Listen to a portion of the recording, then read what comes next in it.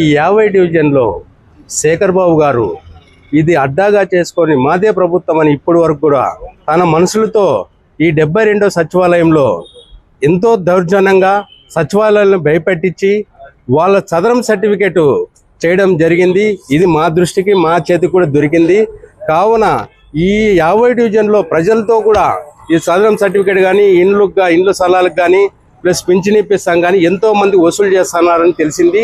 ఇందాక కూడా నా చేతికి కూడా వచ్చింది, అన్న 10,000 అడుగుతున్నారు, 5,000 అడుగుతున్నారు అని చెప్పి నా చేతికి కూడా ఈ ప్రజలు సమాధానం చెప్పడం జరిగింది. నాకు అమ్మా మా ప్రభుత్వం వచ్చింది, ఎటువంటి పరిస్థితుల్లో ఇటువంటివి ఏంటివి ఉండవు, ఖచ్చితంగా మీ ఇంటికి సచివాలయంతో సహా సచివాలయం సిబ్బందితో సహా మీ ఇంటికి వచ్చి పనిచేస్తారు. కావున ఎటువంటి పరిస్థితుల్లో వాళ్ళ మాయ మాటలు నమ్మద్దండి. ఇదే విధంగా ఆ రోజు ఇచ్చిన ఇండ్ల పట్టాల కోసం కూడా ఎక్కడో ఇంటి పట్టాలు ఇచ్చినారు. మా ఇంటి పట్టాలు అయితే కంప్యూటర్లో చేరింది. ఇప్పుడు కొత్తగా నువ్వైతే 2 సెంటు స్థలం ఇస్తానంటున్నారు ప్రభుత్వము. మా ఇండ్లు అయితే నువ్వు ఇచ్చిన ఫార్మ్ కూడా పోయి సచివాలయం సిబ్బందికి ఇస్తే ఈ సచివాలయం సిబ్బంది వచ్చేసి మీకు ఆల్రెడీ వైఎస్ఆర్ ప్రభుత్వంలో మ్యాప్ అయింది కాబట్టి మీకు ఇది రాదు, కాబట్టి ఆ స్థలం ఎక్కడుందో ఏం కథ అనేది మాకే అర్థం కావడం లేదన్నా. దయచేసి మీ ఎమ్మెల్యే గారితో, మన తెలుగుదేశం ప్రభుత్వం వచ్చింది, మీరు మీ ఎమ్మెల్యే గారితో చెప్పి ఆ 2 సెంటు స్థలం కేటాయిస్తే ఎంతో ఆనందంగా ఇస్తామన్నా మా 50 డివిజన్ ప్రజలు నన్ను కోరడం జరిగింది.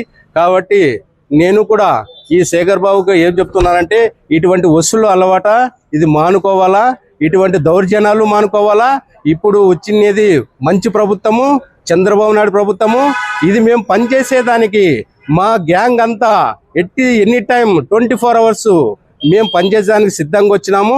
దయచేసి దౌర్జన్యం చేయవద్దండి, మీకు హెచ్చరించడం జరిగింది. మన మాజీ చైర్మన్ శేఖర్ బాబు గారు 10 ఏళ్ల కిందట చైర్మన్గా ఉన్నాడు. ఆయన పనిచేసినాడు ఇంతకుముందు రాష్ట్రంలోనూ. ఆయనకి తెలవదా ఇలాంటి పనులు చేయకూడదు, ప్రైవేటు వ్యక్తులను వచ్చి సచివాలయాల్లో కూర్చోబెట్టి వర్క్ చేపేయడము తప్పని అతనికి తెలియదా? ఇట్లాంటివన్నీ ప్రోత్సహిస్తూ చెడ్డ పేరు తెస్తున్నాడు, కులానికి కూడా చెడ్డ పేరు తెస్తున్నాడు. నాయ బ్రాహ్మణ కులానికి కూడా ఇట్లాంటి మంచి పద్ధతి కాదు. నాయ బ్రాహ్మణులు అంటే ఎంతో 10 మందికి కూడా వాళ్ళు ఆదర్శంగా ఉండేవాళ్ళు. అట్లా వాళ్ళని పట్టుకొని చైర్లో కూర్చోబెట్టి నువ్వు పనులు చేపిస్తున్నావంటే కులానికి ఎంత చెడ్డ పేరు చేస్తున్నావో నువ్వు. ఇవన్నీ కూడా తెలుగుదేశం వాళ్ళు లేకుంటే కూటమి ప్రభుత్వమో చేసినట్ల నువ్వు వల్ల ప్రచారం చేసుకుంటూ బయట ఇది మంచి పద్ధతి కాదని చెప్పేసి హెచ్చరిస్తున్నారు శేఖర్ బాబు గారికి.